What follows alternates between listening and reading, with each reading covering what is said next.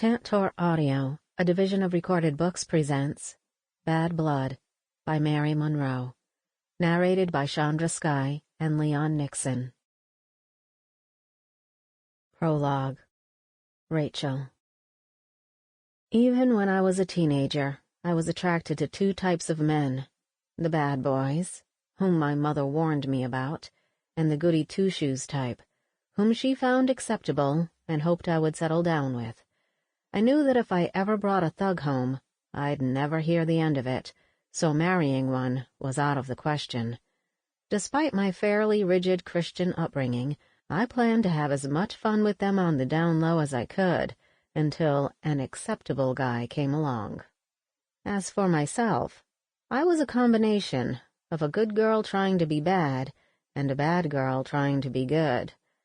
I had decided early in life that it would be to my advantage to be a little of both, as long as I kept things in the proper perspective and behaved in the acceptable manner. I had a few problems with my temper in elementary and middle school, but by the time I got to high school, everybody who knew me stayed out of my way. I avoided trouble as much as I could, but there were times when trouble found me anyway. Most of it was petty, and was quickly forgotten by everyone involved. Despite the fact that I had a quick temper and was easily provoked, I was in the church, and people wanted to be my friend, because they knew that I was loyal and sincere, and could always be counted on in a time of need. Most of the people in my life liked me, and treated me with respect. They knew that I could be their best friend, but I could also turn on a dime and be their worst enemy. Life was still good to me, and I appreciated every day.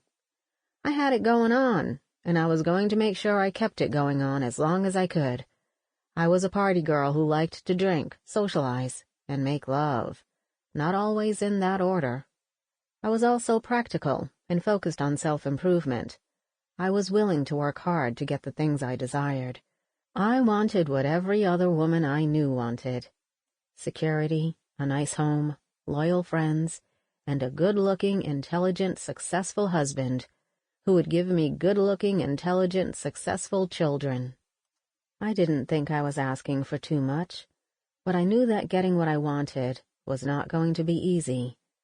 I was an optimist, and I tried to look on the bright side of everything in every situation, but I was also a realist.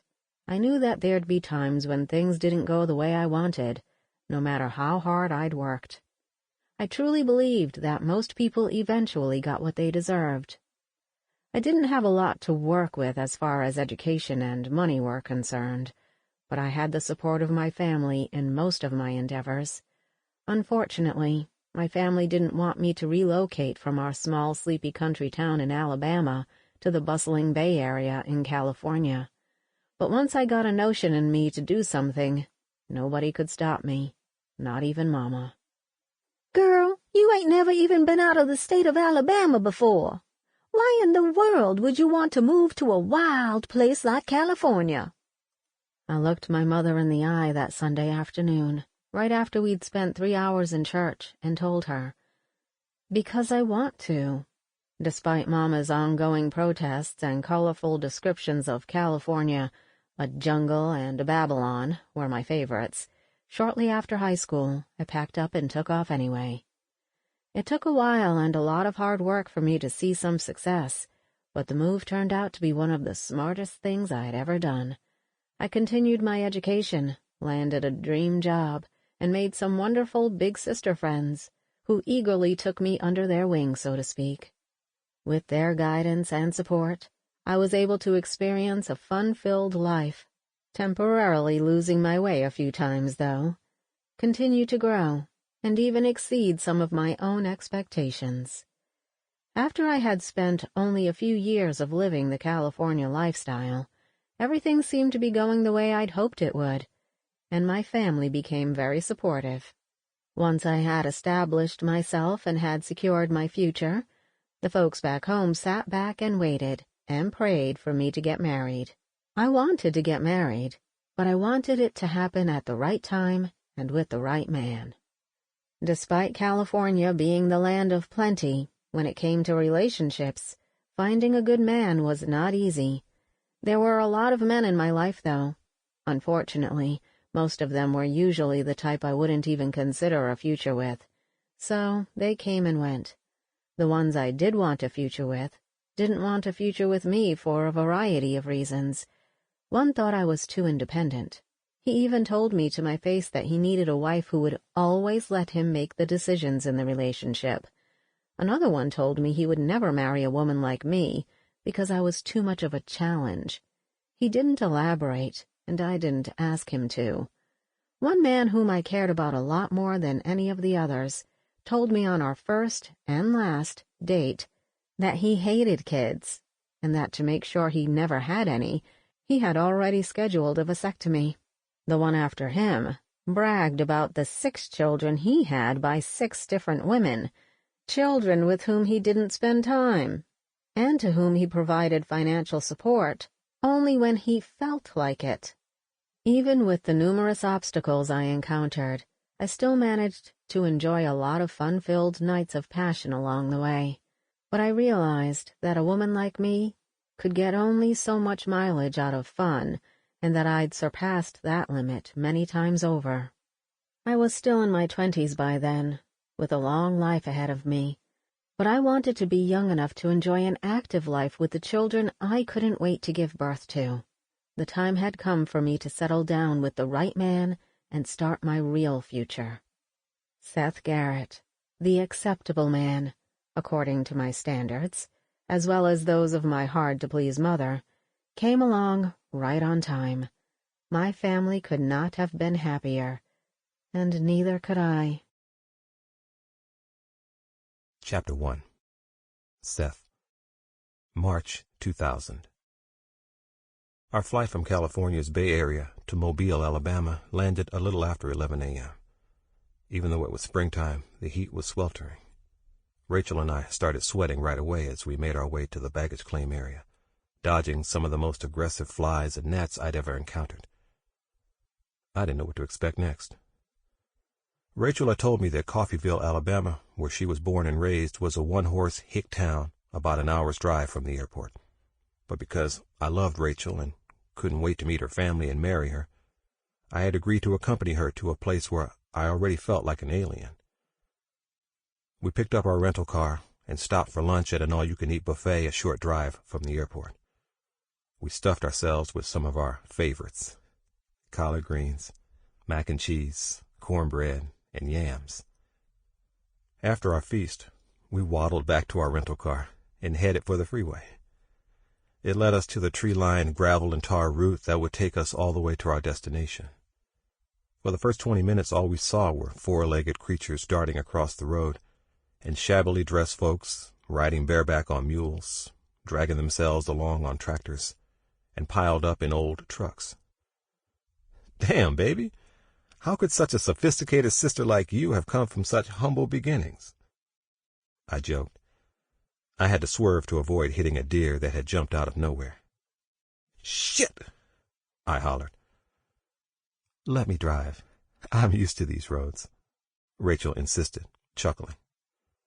"Woman, you sit back and relax. I've got everything under control," I said, speaking louder than I meant to. "All right, then. Let me know if you change your mind." A few minutes later, Rachel leaned back in her seat and dozed off. I admired the scenery and listened to a country western radio station for a while. It didn't take long for me to get tired of all that caterwauling. I turned off the radio and concentrated on the road for the next 15 or so miles. When Rachel woke up about 20 minutes later, she sat up and rubbed her eyes. "We're almost there," she said with a yawn. "Huh?" We were now deep in a semi-rural area. We had just passed a tipsy shack that had a mule wagon in the front yard. "Your family lives near here?" "Right around the bend," Rachel said proudly. "Baby, you're going to love it down here. You're going to see what the simple life is really all about. Everything down here is so different from things in California, especially my family." "This is not what I expected," I admitted. I suddenly got nervous and concerned. Was Rachel not the woman I thought she was after all? I had fallen in love with an intelligent, sophisticated woman with long black hair, big brown eyes, and cinnamon brown skin to die for. She was just as beautiful on the inside. She was warm, generous, and caring. Everything I wanted in a woman. What about her family? Just how simple were they? What if she was the only rose in a garden of thorns? I couldn't imagine my family accepting a bunch of illiterate, backwoods, barefoot in-laws who were still living in the Dark Ages. My marrying into such a family would kill Mother. Rachel directed me to pull up and stop in the driveway of a small, green-shingled house with a neat little front lawn and a gray glider on the wraparound porch. My mouth dropped open when a stout woman in a shabby house dress, who looked like a middle-aged version of Rachel, shot out of the door in her ashy bare feet like the house was on fire. I quickly closed my mouth as I parked the car and turned off the motor. Rachel and I piled out at the same time. Birds were circling above, and more flies and gnats were buzzing around our heads, so I moved with caution. I didn't know what to expect now, but nothing would have surprised me. I had to ask myself, what have I got myself into? With my lips pressed tightly together and my jaw twitching, I took a few steps and stepped into a puddle of brown slime. "Rachel, my baby's come home," the woman yelled. She ran off the porch and gave Rachel a bear hug. "Oh, honey, it's so good to have you home again. And just look at you. Thin as a rail." "Mama, this is Seth Garrett," Rachel said, introducing me as she pulled me toward her by my hand. Mrs. McNeal shaded her beady eyes and looked at me for a few moments, smiling her approval. Then she wrapped her arms around me and gave me such an aggressive hug my chest felt like she had sat on it. "My goodness, what a good-looking young man. Just look at you. Your hair's all nice and neat, and you have bright eyes and skin as smooth as brown silk." She reared back and looked me up and down. I was surprised when she slid her hand up the side of my arm. "You just as strapping as them guys on the TV. Ain't no flab on you or nothing." "I'm so pleased to finally meet you, Mrs. McNeal," I managed to say when she released me. "Rachel's told me so much about you. I feel like I know you already." That was a big fat lie. The sweet, charming Southern woman I had pictured in my mind as I'd proposed to Rachel was not the ignorant-sounding, countrified frump standing in front of me now. "I hope she didn't tell you too much, son. The Lord's still working on me, so don't be surprised if I ain't what you expect." Mrs. McNeal looked from Rachel to me and back. "Y'all don't just stand there, looking like lost sheep. Get on in the house before them mosquitoes get wind of y'all." I retrieved our 2 suitcases from the back seat of the car, and Mrs. McNeal led us into the house. She held on to Rachel's hand so tightly you would have thought that she was afraid Rachel was going to run off into the bushes by the side of the house. The house looked shabby on the outside, but everything inside was neat and orderly. The living room had dark oak furniture and a brown crushed velvet couch with a matching loveseat, and beige draperies covered every window. Colorful area rugs covered most of the linoleum floor. Crocheted doilies were on the end tables and the coffee table. One wall contained pictures from top to bottom of Rachel and her family, and a large, gaudy velvet illustration of Jesus hugging a child. Even though I had never been to this location before in my life, it was so cozy and homey. I immediately felt so comfortable. I didn't want to leave and return to the madness of California. But that feeling didn't last long. "Where is everybody?" Rachel asked, looking around.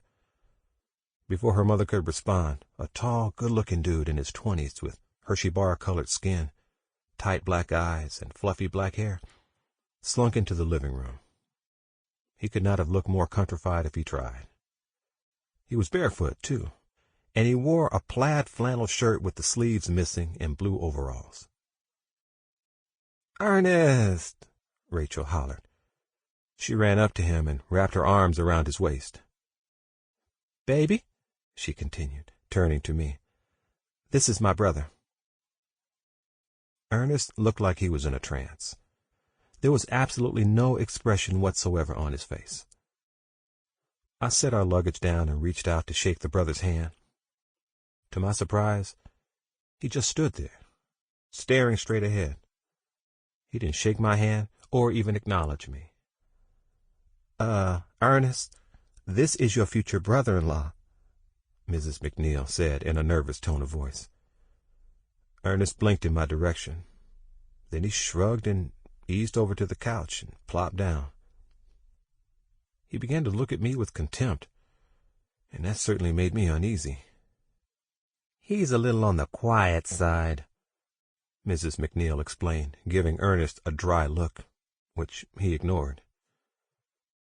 "But he's harmless," Rachel whispered in my ear. "You'll get used to him," she added, speaking in her regular tone of voice. Then she turned to her mother. "Where's Janet and Aunt Hattie, Mama?" "Janet's taking a nap, and your auntie is still at the Piggly Wiggly getting a few things for dinner," Mrs. McNeal explained, turning to me with a huge smile. "Seth, I'm so glad to finally meet you. I always knew Rachel would land a man like you. God sure is good." "Who's out there making all that noise?"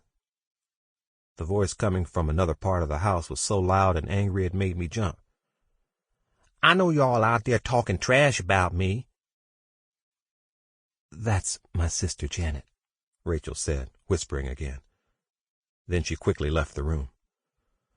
While she was gone, Ernest remained on the couch. He lifted a magazine off the coffee table, flipped it open, and began to stare at a page without moving his eyes.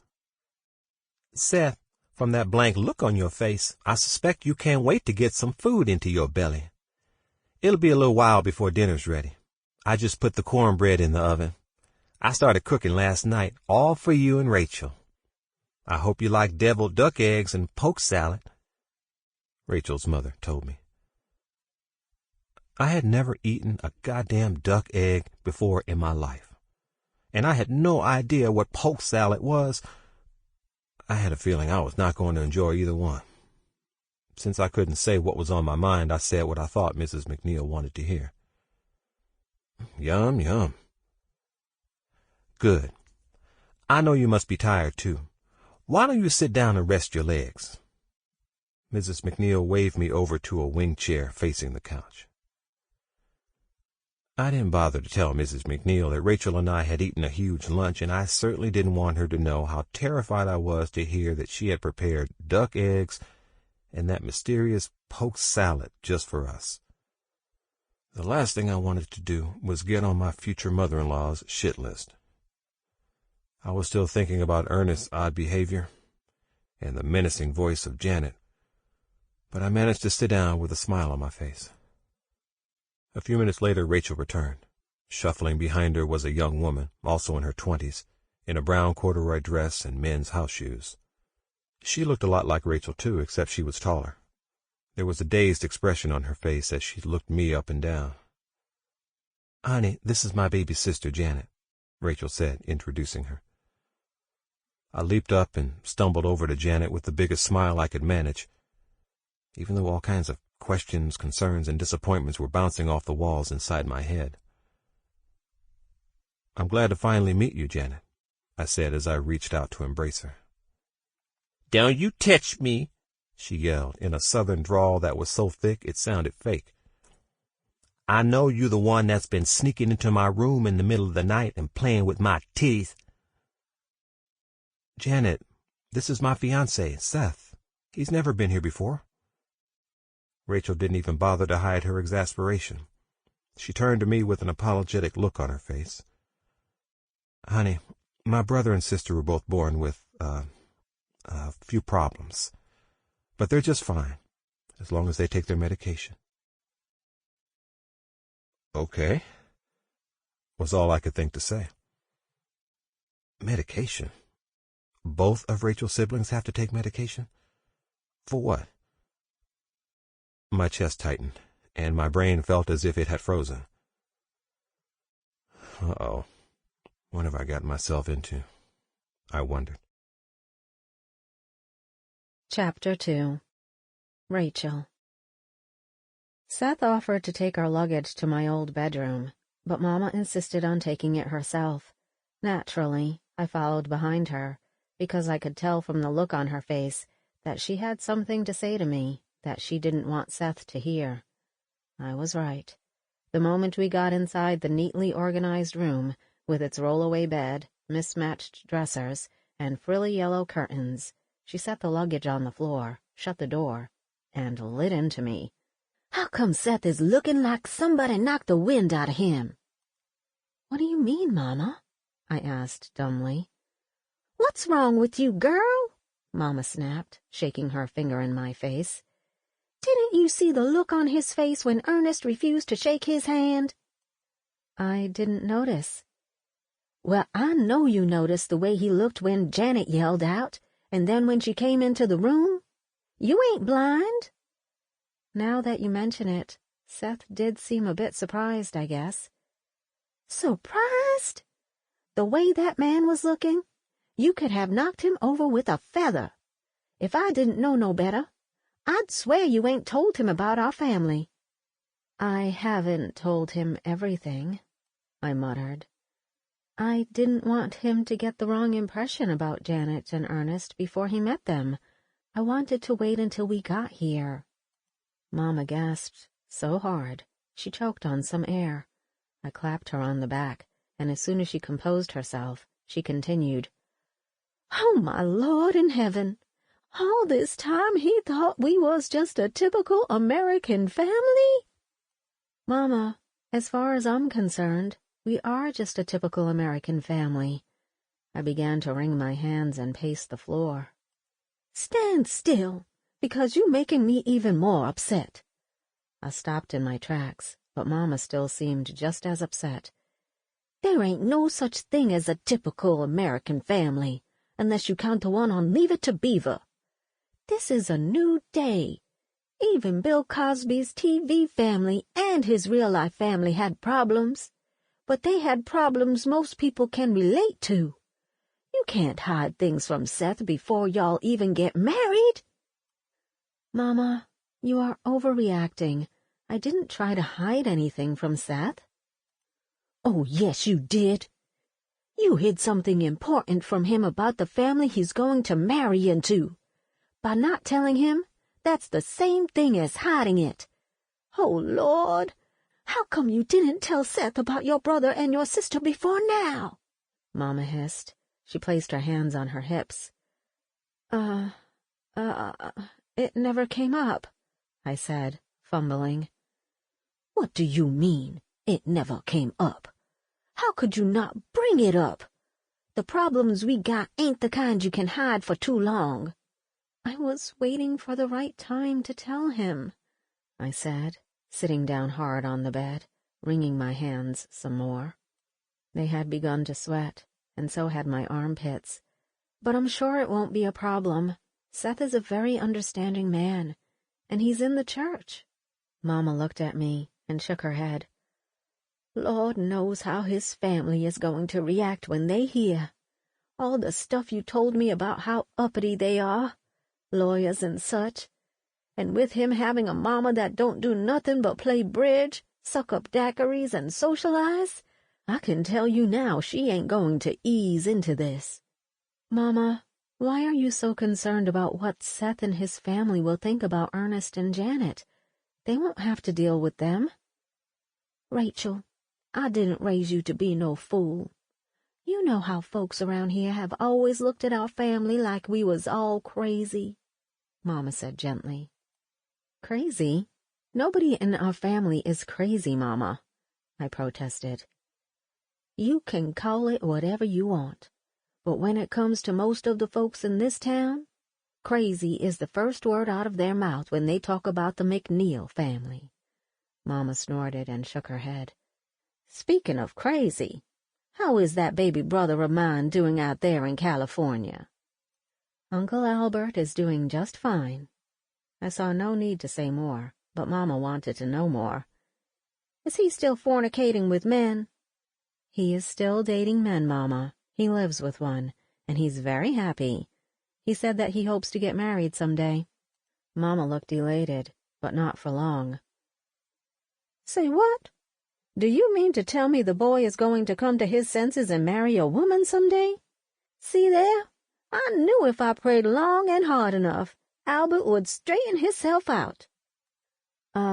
Yes, he wants to get married, but to a man. The politicians keep talking about making same-sex marriages legal in California, and he's real excited about it." Mama stared at me with her mouth hanging open, as if I had just turned purple. "I thought I had heard everything, but I never thought I'd hear something as ungodly as men marrying men and women marrying women. Lord have mercy. What is this world coming to?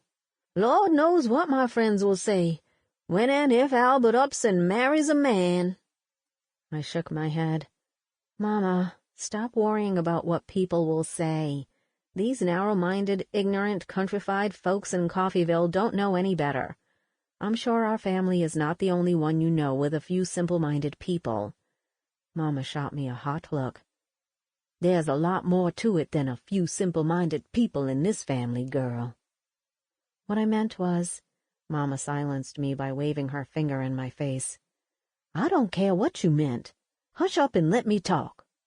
You can stand here in them white sandals if you want to, and act like you don't know no better, but I know you do. The problem in our family goes way back. I can remember your great-granddaddy doing some of the same outlandish stuff your sister and brother do. I'll never forget how he showed up naked at my high school graduation." "Oh, I didn't know about that," I mumbled. "And you didn't know about your late grandmama's late twin sister, who used to eat rocks and live grasshoppers?"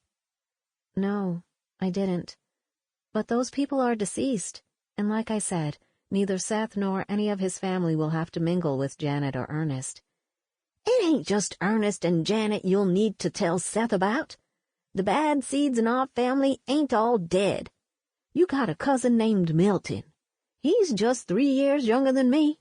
You was a baby when he was around, so you wouldn't remember him.